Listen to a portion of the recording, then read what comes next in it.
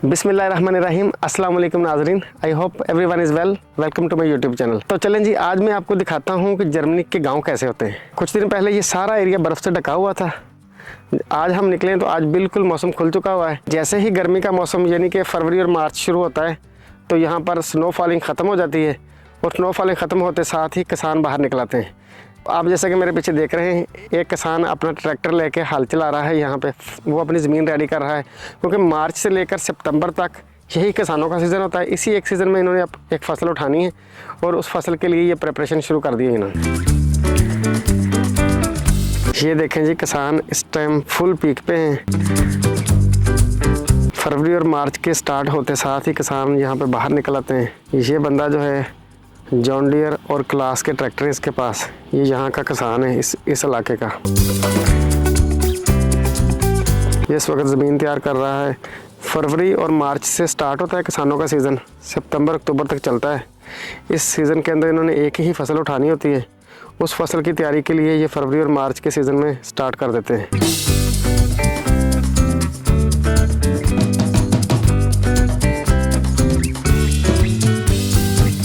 ये ट्रैक्टर 1.5 करोड़ से लेकर 3 करोड़ तक की इसकी मालियत है और ये बहुत ही हैवी है।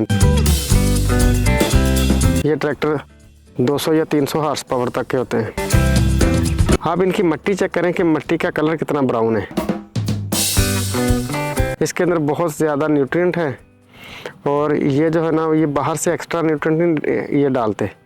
ज़्यादातर इनके अपने ही ऑर्गेनिक मैटर होता है, जो इससे ये ज़ाहिर होता है कि ये मिट्टी बहुत हेल्दी है, ये मिट्टी बहुत ज़रखेज़ है। हैवी ट्रैक्टर इनके पास क्यों है, उसके पीछे रीज़न ये है कि ये पहाड़ी इलाके में इनके ज़्यादातर खेत हैं। फिर ये इन ट्रैक्टरों का सिस्टम ये होता है कि ये पूरे का पूरा ट्रैक्टर इसके दोनों हिस्से ज़ोर लगाते हैं, फ्रंट भी और बैक भी। और पहाड़ों पे चढ़ने के लिए इस तरह के हैवी ट्रैक्टर ही काम आते हैं। इसने अपना जो ना ये पूरा खेत इसके अंदर हल चला लिया है। अब वो बाहर निकल के वापस जा रहा है। ये मिट्टी का कलर देखें आपके, कितना ब्राउन या कितना सुर्खी माइल है। इससे ये ज़ाहिर होता है कि ये मिट्टी बहुत ही हेल्दी है और बहुत ज़्यादा इसके अंदर न्यूट्रिएंट की तादाद है। ये फसल का जो अपना हिस्सा होता है वही इसको लौटा देते हैं। जैसा कि अगर गंदम उठाई तो गंदम का जो है ऊपर गंदम के दाने ऊपर से उठा लिए, जो नीचे वाला हिस्सा है वो अंदर ही ज़मीन के मिक्स कर दिया जाता है ताकि इसको ज़मीन को अपना हिस्सा मिल सके। ये इस विलेज की बाहर वाली साइड है। यहाँ पे साथ फसलें, साथ जो है ना ये लोगों के घर हैं। ये ट्रैक्टर वाला अपना काम कर रहा है यहाँ पे। और ये जो आपको बाढ़ नज़र आ रही है ना, ये बाढ़ एक्चुअली इस एरिया को प्रोटेक्ट किया गया है। प्रोटेक्ट कैसे किया गया है कि ये जो सामने आपको बिल्डिंग सी नज़र आ रही है, इस बिल्डिंग के अंदर टर्बाइनें लगी हुई हैं जो पहाड़ों के पानी को कलेक्ट करके लोगों के घरों में सप्लाई प्रोवाइड करती हैं। जो एरिया ज़्यादा नेचुरल होता है, गवर्नमेंट उसको इस तरीके से प्रोटेक्ट कर लेती है ताकि इंसानी इंटरफेरेंस ना हो और उस इलाके को प्रिजर्व करके कि जो पानी की सप्लाई है वो लोगों के घरों को दी जाए। और ये जो आपको पीछे नज़र आ रही है छोटी छोटी बिल्डिंगें सी बनी हुई, ये असल में लोगों ने ना, हर बंदे ने अपना अपना गार्डन रखा हुआ है। जब गर्मियों का मौसम आता है लोग इन गार्डन के अंदर आके बैठ जाते हैं। इन्होंने घरों के अंदर इन्होंने रंबे रखे हुए आ, इत्थे अंदर ही कईयां वा। जो गर्मियों का मौसम आता वा, ये अपनी कईयां रंबे कढ़ के नाले अपन क्यारियां गोडियां करते हैं, नाले बैठ के बारबेक्यू करते हैं, नाले अपना इंजॉय करते हैं। यहाँ पर क्योंकि मौसम खुल चुका हुआ है तो किसानों ने क्या किया कि अपनी जो भेड़ें हैं उनको यहाँ पे बाहर छोड़ दिया हुआ है। और ये आप जैसा कि मेरे पीछे देख रहे हैं, ये साथ उन्होंने फेंस लगाया हुआ है। इस फेंस का ये पर्पज़ नहीं है कि यहाँ से कोई इनको चोरी करके ले जाएगा, बल्कि फेंस का पर्पज़ ये है कि कोई भी भेड़ जब इसके पास आएगी उसको थोड़ा सा इलेक्ट्रिक शॉक मिलेगा, वो पीछे चली जाएगी। फेंस का पर्पज़ असल में ये है कि इनकी भेड़ें बाहर ना निकलें। ये इलेक्ट्रिक फेंस है, इसको जैसे ही हाथ लगाएंगे तो इससे शॉर्ट पड़ेगी, लेकिन ये शॉर्ट इस तरह की जानलेवा नहीं होती कि बंदा इससे मर जाए। ये इतनी की होती है कि इससे सिर्फ ना वो जो भेड़ है उसको वो थोड़ी सी चुकन्नी हो जाती है, वो फौरी तौर पे वापस चली जाती है।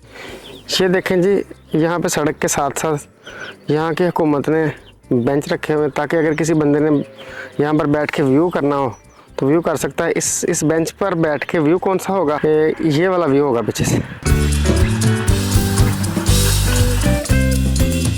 ये किसानों ने यहाँ पर घोड़े रखे हुए हैं। ये सारा दिन इनको बाहर चरने के लिए छोड़ देते हैं और जैसे ही शाम होती है इनको दोबारा जो ना अपने घरों में वापस भेज देते हैं। और कुछ घोड़े जो ज़्यादा सर्दी महसूस करते हैं उसको कवर अप करने के लिए, सर्दी से बचाने के लिए उसके ऊपर ऐसे कपड़े डाल लेते हैं लोग। ये जो पीछे आपको 2 टनल्स नज़र आ रही हैं, इनका पर्पज़ ये है कि अगर घोड़ों के लिए कोई सामान रखना है, कोई पानी रखना है या कोई यहाँ पे एक्स्ट्रा चारा रखना है उसके लिए है, या फिर अगर गर्मी ज़्यादा हो जाए, यहाँ पे इंसानों के साथ साथ जानवरों को भी पूरी सहूलतें मौजूद है। इस तरह से जो ना किसान अपने घोड़े लेके जा रहे होते हैं, अपनी गाड़ी के पीछे उन्होंने बांधा होता है।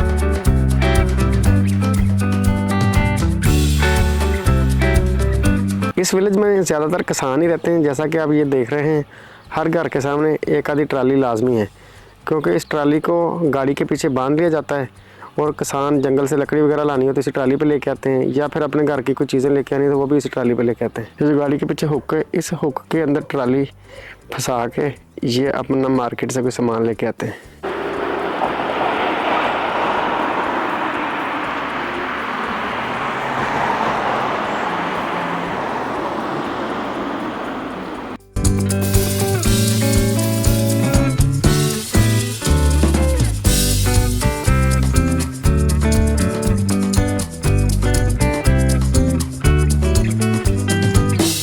ये यहाँ पे एक ट्रॉली खड़ी है। इस ट्रॉली की आप संभाल देखें किस लेवल की है, कि इसकी जो अगली हुक है या जो अगली इसकी मशीनरी वाला पार्ट है, उसको उन्होंने बारिश और जंग से बचाने के लिए ऊपर से प्रोटेक्शन दी है, उसको कवर किया हुआ है। जंगल से इस तरीके से किसान लकड़ियाँ ला के अपने घर में स्टोर कर लेते हैं और फिर उसको हीटिंग पर्पज़ के लिए इस्तेमाल करते हैं, या कभी इन्होंने बारबेक्यू करना हो तो उस पर्पज़ के लिए भी इस्तेमाल की जाती है। फिर इस तरीके से अपने घरों में हीटिंग पर्पज़ के लिए भी यूज़ करते हैं, उससे इनके गैस की भी बचत हो जाती है, गैस का बिल भी उनका बच जाता है।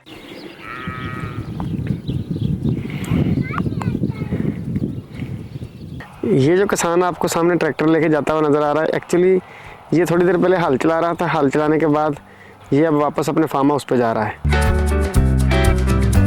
ये उसका सामने घर है, तो वहाँ पर ये किसान अब वापस अपने घर में जा रहा है। यहाँ पर ये पीछे गांव है और गांव से ये बाहर को ये सड़क निकल के जा रही है। इस सड़क को लोग यहाँ पर वॉक करने के लिए भी इस्तेमाल करते हैं और साथ साथ यहाँ के जो किसान हैं वो अपने खेतों तक जाने के लिए भी इस्तेमाल करते हैं। आप ये सोच रहे होंगे कि जर्मनी वाले अपनी फसलों को पानी कहाँ से देते हैं। इसके 2 सोर्सेस हैं। एक तो ये है जो बारिश होती है उससे पानी हासिल होता है, दूसरा जो पहाड़ों के ऊपर बर्फ़बारी होती है वो जब बर्फ़ मेल्ट होती है तो उसका पानी चश्मों के ज़रिए किसानों के फसलों तक आता है। और किसान, जैसा कि मैं आपको अभी दिखाता हूँ, आप मेरे साथ हैं कि ये देखें, ये चश्मे का पानी है, ये पहाड़ों से आ रहा है, बिल्कुल साफ़ है। इसके अंदर कोई जो है ना कोई पेस्टिसाइड नहीं है, कोई फंजीसाइड नहीं है, बिल्कुल केमिकल से पाक है और बिल्कुल ये नेचुरल पानी है। अगर मैं इसको हाथ लगा के टच करने की कोशिश करूं, इट्स टू मच कोल्ड। ये बहुत ठंडा पानी है, ये बिल्कुल साफ़ पानी है। अब जिस किसान को ज़रूरत होगी वो इसके अंदर मोटर रख के अपनी फसल को सैराब कर सकता है।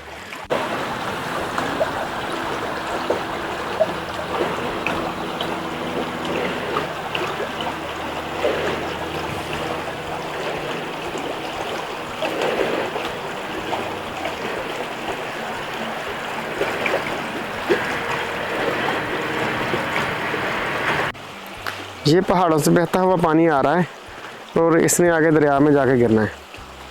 और ये जो पहाड़ों का पानी है ये भी इस विलेज के अंदर से गुजर के जा रहा है। ये देखें जी, जर्मनी वालों को कमाल का आइडिया है कि कहाँ से पहाड़ों से ये पानी चला है और ये यहाँ आके दरिया में गिर रहा है। इस पानी को रास्ते में किसानों ने भी इस्तेमाल किया है।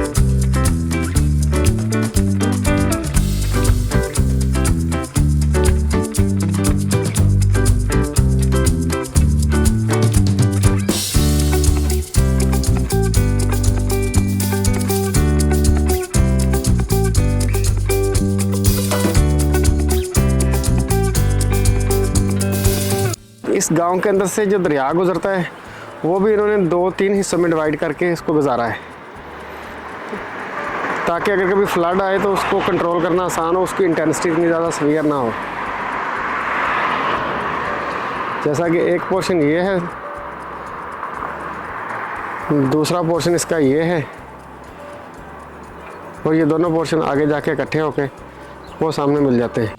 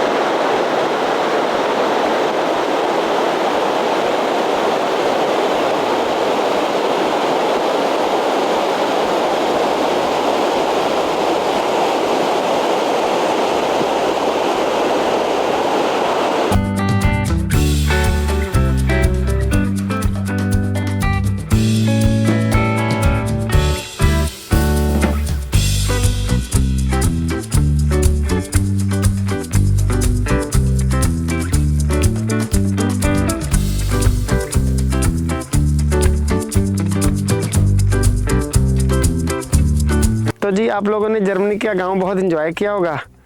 मिलते हैं बहुत जल्द एक नई वीडियो के साथ। अपना और अपने प्यारों का बहुत ख्याल रखें। तब तक के लिए खुदा हाफिज़।